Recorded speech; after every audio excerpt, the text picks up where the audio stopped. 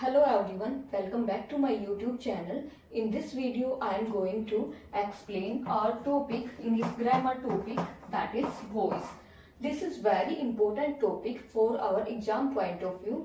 अगर मैं बात करूं KVS का जो TGT का एग्जाम हुआ था उसमें भी लगभग इसमें से वॉइस के चैप्टर से लगभग 10 के आसपास क्वेश्चन आए थे. ठीक है, तो ये हमारे हर एग्जाम के लिए बहुत ही इंपॉर्टेंट टॉपिक रहने वाला है, तो वीडियो को एंड तक जरूर देखना है. Let us get started. Voice voice होता क्या है पहले समझ लेते हैं इसकी definition. Voice is the quality of verb which express whether it's subject act और इज एक्टेड अपन. वॉइस वो होता है, हिंदी में इसको हम वाच्य भी बोलते हैं, वाच्य बोलते हैं हिंदी में इसको. वॉइस क्या होता है?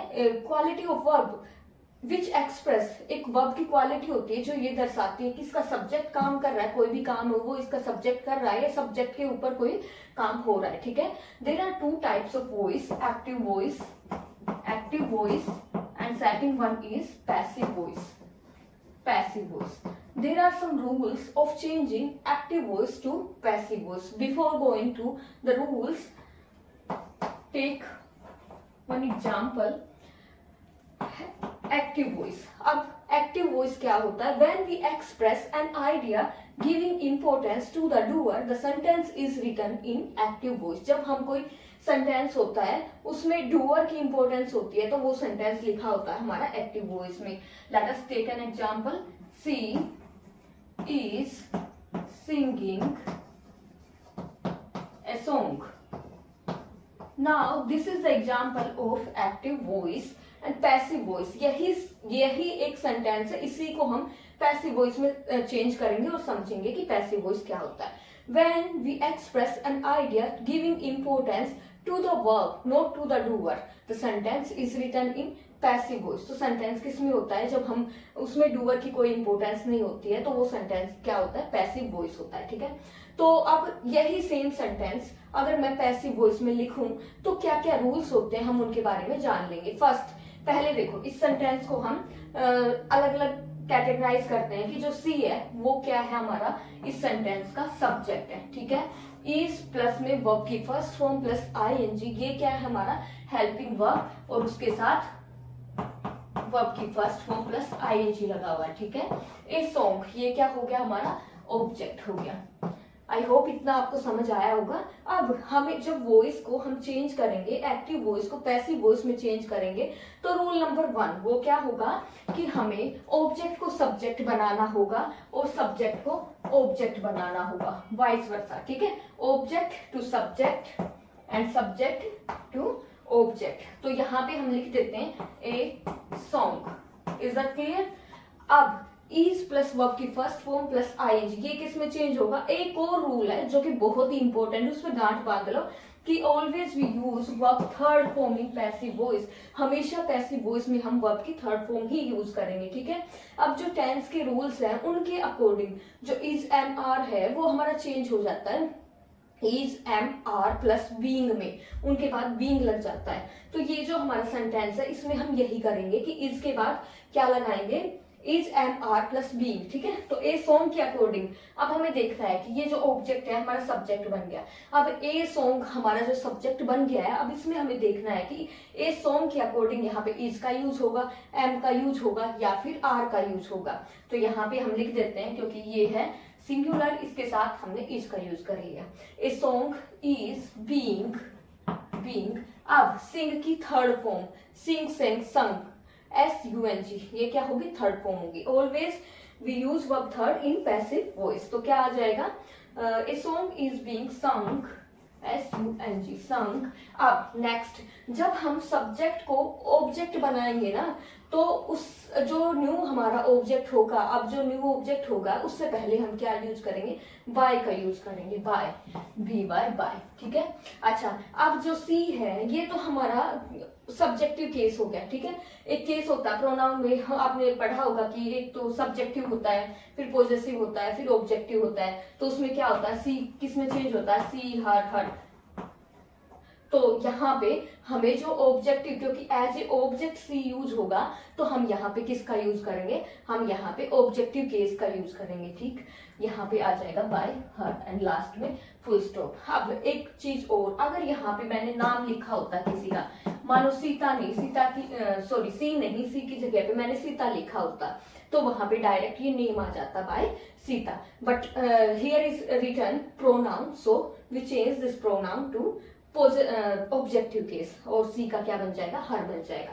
अगर यहाँ पे ही होता तो क्या बन जाता, हिम बन जाता। मैं आपके लिए यहाँ पे एक बार थोड़ा सा लिख देती हूँ कि क्या किसमें चेंज होगा। आई चेंज होके किसमें बनता है, I, my, me, we, our, us, you का यू, योर, यू,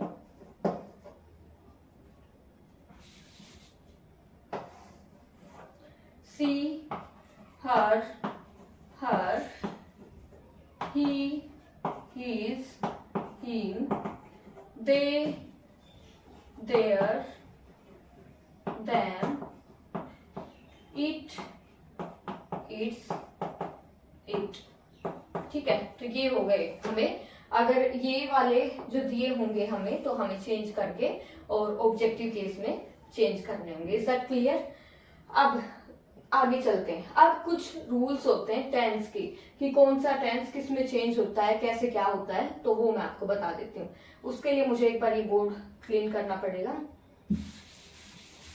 देखो, अगर एक्टिव वॉइस में डू हो, डज हो, as we know present indefinite tense की हेल्पिंग वर्ब होती है डू या डज, ठीक है। और जब प्रेजेंट इंडेफिनेट टेंस में जब सिंपल सेंटेंस होता है, तो वहां पे यूज करते हैं हम वर्ब की फर्स्ट फॉर्म एस या फिर ईएस का यूज करते हैं, ये आपको पता होगा, ठीक है। डू डज के बाद वर्ब की फर्स्ट फॉर्म आती है, और सिंपल सेंटेंस में हम यूज करते हैं वर्ब की फर्स्ट फॉर्म एस या ईएस। अगर ये दोनों हो किसी भी सेंटेंस में, ये हो या ये हो, तो ये चेंज किस में हो जाएगा, इज, एम और आर में चेंज हो जाएगा, ठीक है। और इनके बाद सब में क्या लगेगी, वर्ब की थर्ड फॉर्म लग जाएगी। अच्छा, डू डज वर्ब की फर्स्ट फॉर्म या फिर वर्ब की फर्स्ट फॉर्म प्लस ईएस, ये होगा क्लियर। इसके बाद इज, एम, आर। अगर इज, एम या फिर आर होता है तो वो चेंज हो जाएगा इज, एम, आर प्लस में बीइंग में, BEING, बीइंग में। अगर हैज है होता है, हैज या हैव, तो चेंज हो जाता है हैज बीन या फिर हैव बीन में, हैव बीन में।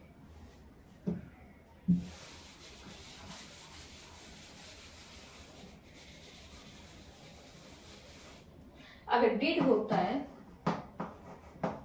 या फिर वर्ब की सेकंड फॉर्म होती है, एज वी नो कि वर्ब की सेकंड, सिंपल सेंटेंसेस में हम वर्ब की सेकंड फॉर्म यूज करते हैं, और नेगेटिव इंटरोगेटिव सेंटेंसेस में हम डिड प्लस वर्ब की फर्स्ट फॉर्म यूज करते हैं। तो अगर ये होता है तो वो चेंज हो जाएगा वॉज या फिर वर में, ठीक है। अगर वॉज वर होता है, वॉज या वर होता है, तो वो चेंज हो जाएगा वॉज बीइंग या फिर वर बीइंग, वर बीइंग, ठीक है। अगर हैड होता है तो हैड चेंज हो जाएगा हैड बीइंग में, ठीक है। इतना क्लियर हुआ? ओके। अब अगर सेल या विल होगा, सेल या विल होगा, तो वो चेंज हो जाएगा सेल बी या फिर विल बी में। अगर सेल हैव या विल हैव होगा, सेल हैव या विल हैव, तो वो चेंज हो जाएगा shall have been, shall have been या फिर will have been, will have been. तो आपको इतना समझ आया होगा, यू कैन टेक स्क्रीनशॉट।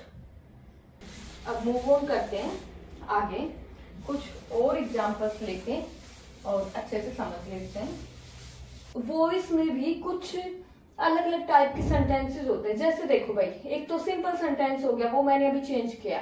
फिर इंटेरोगेटिव सेंटेंसेस भी होते हैं, तो उनको भी कैसे चेंज करना वो मैं आपको आगे बताऊंगी, वीडियो एंड तक देखना।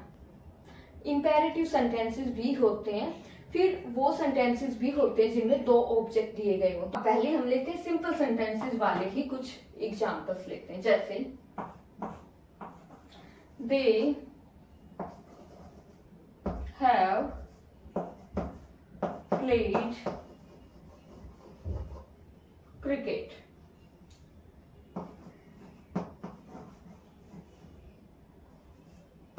क्रिकेट, ठीक है। अब ये सेंटेंस कैसे चेंज होगा, देखो ये सब्जेक्ट हो गया, हेल्पिंग वर्ब, वर्ब की फॉर्म, और ये हो गया ऑब्जेक्ट। अब ऑब्जेक्ट को बनाते हैं सब्जेक्ट, क्रिकेट, हैज या फिर हैव, इसके साथ क्रिकेट के साथ क्या यूज होगा, हैज का यूज होगा। सिंगुलर के साथ हैज का यूज होता, प्लूरल के साथ हैव का। क्रिकेट हैज, तो मैंने आपको बताया हैज हैव किस में चेंज होगा, हैज हैव बीन में चेंज होगा, ठीक है। क्रिकेट हैज बीन, वर्ब की थर्ड फॉर्म क्या होगी, played by them, who wrote the Ramayana, who wrote the Ramayana. अब यहाँ पे हु का क्या चेंज हो जाएगा, बाय whom, बाय whom। अब देखो रोट वर्ब की सेकंड फॉर्म है, किस में चेंज होगा, वॉज या फिर वर में चेंज होगा। तो रामायण के अकॉर्डिंग यहाँ पे किसका यूज होगा, वॉज का यूज होगा, ठीक है। The Ramayana, by whom was the Ramayana written, written.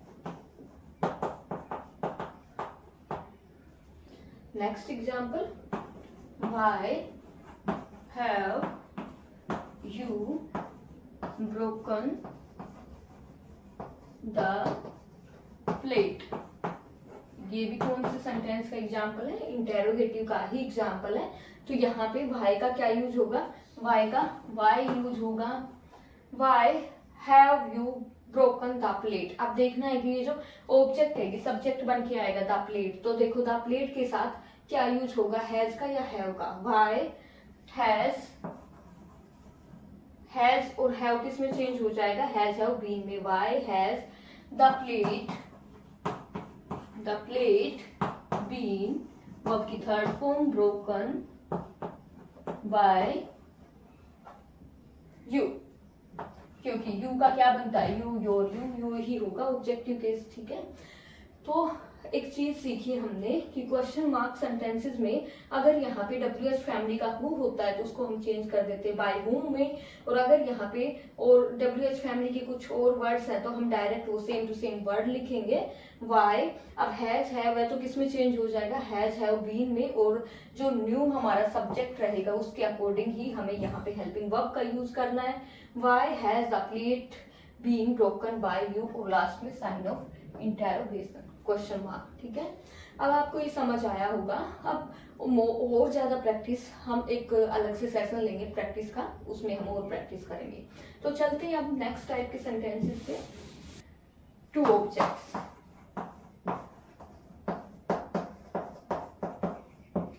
जैसे he gave me a pen. अब ये सब्जेक्ट हो गया बेटा, यहाँ पे वर्ब की सेकंड फॉर्म, ये हमारा हो गया ऑब्जेक्ट 1, ठीक है। ये हो गया हमारा ऑब्जेक्ट 2। तो इस सेंटेंस में दो ऑब्जेक्ट दिए गए हैं, इन दोनों ऑब्जेक्ट्स में से कोई भी ऑब्जेक्ट हम पहले लेके इस सेंटेंस को सोल्व कर सकते हैं। तो कैसे, he gave me a pen. अब जो सेकंड ऑब्जेक्ट है हम इसको सब्जेक्ट बना लेते हैं पहले, ए पेन, ए पेन। रूल हमारा सेम ही रहेगा कि वर्ब की सेकंड फॉर्म है तो वो चेंज होगा वॉज वर प्लस वर्ब की थर्ड फॉर्म में। ए पेन वॉज, और गिव की थर्ड फॉर्म क्या होती है, given. A pen was given, यहाँ पे टू लगा के हम मी को भी यहीं पे रख लेंगे, to me. A pen was given to me by him, ठीक है, बाय हिम। ये तो हो गया कि हमने सेकंड ऑब्जेक्ट को यूज किया। सेकंड ऑब्जेक्ट को यूज करेंगे तो क्या करेंगे, सेकंड ऑब्जेक्ट लिया हमने ए पेन, टेंस के रूल सेम कि वर्ब की सेकंड फॉर्म है तो वोज वर्ब प्लस वर्ब की थर्ड फॉर्म यूज होगी। तो ए पेन के साथ यहाँ पे हमने यूज किया है वोज का, ए पेन वोज गिवन, और ये जो फर्स्ट ऑब्जेक्ट है उससे पहले हम टू लगा के टू मी बाय हिम, ठीक है, जैसे हमने बाकी के सेंटेंसेस किए थे सेम एज इट इज ही ये होगा। अब देख लेते हैं, अगर हम इसको ऑब्जेक्ट जो फर्स्ट वाला ऑब्जेक्ट है उसको सब्जेक्ट बनाएंगे तो कैसे। आप देखो, मी कौन सा केस हो गया, ऑब्जेक्टिव केस हो गया, और मी का सब्जेक्टिव केस क्या बनता है, आई माई मी। तो सब्जेक्टिव केस क्या हो गया, क्योंकि हमें एज ए सब्जेक्ट यूज करना है तो हम सब्जेक्टिव केस का ही यूज करेंगे, तो क्या हो जाएगा आई, ठीक है। गेव वर्ब की सेकंड फॉर्म वोज वर्ब में आई के साथ क्या यूज होगा, वोज का, आई वोज गिवन। अब ये जो सेकंड ऑब्जेक्ट है इसको हम यहाँ लिखेंगे same as it is, I was given a pen by him, ठीक है, समझ आया क्या होगा। सेकंड ऑब्जेक्ट, फर्स्ट ऑब्जेक्ट को हमने लिया, मी का क्या बन गया, सब्जेक्टिव केस आई बन गया, गेव वर्ब की सेकंड फॉर्म है उसी के अकॉर्डिंग यहाँ पे वोज वर्ब का यूज होगा, तो आई के साथ वोज का यूज होगा।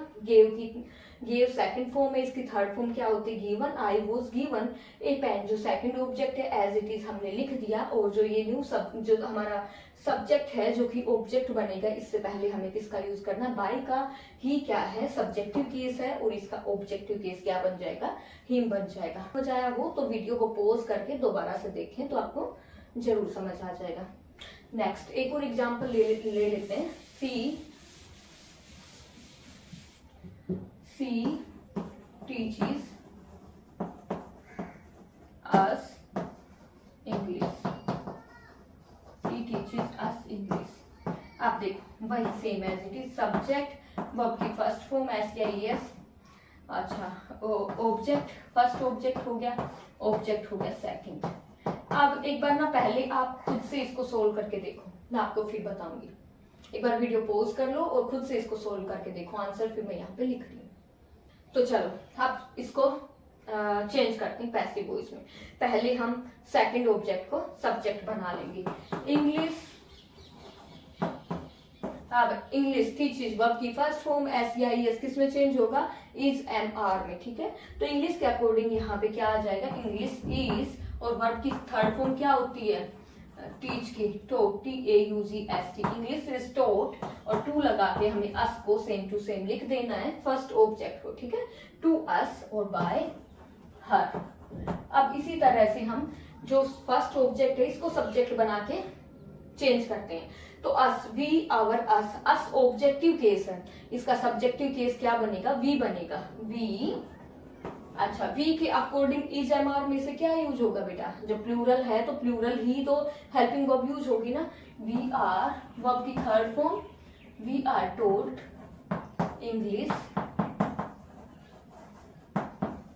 इंग्लिश बाय, और सी का क्या बन जाएगा, हर बन जाएगा।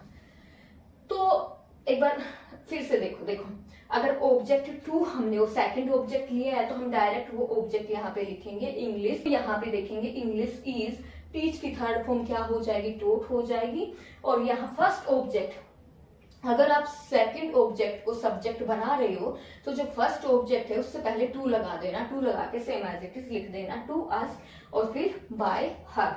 अच्छा, अब ये देखो यहाँ पे ये अस ऑब्जेक्टिव केस है, तो इसको भी तो एज ए सब्जेक्ट हम यूज करेंगे, तो इसका भी तो सब्जेक्टिव केस बनेगा ना। तो क्या ऑब्जेक्ट है हमारा फर्स्ट ऑब्जेक्ट, तो फर्स्ट ऑब्जेक्ट को हमने सब्जेक्ट बनाया, वी टीचेस, इसके अकॉर्डिंग यहाँ पे वी के साथ क्या आएगी, वी आर, और वर्ब की थर्ड फॉर्म टॉट इंग्लिश, और बाय हर।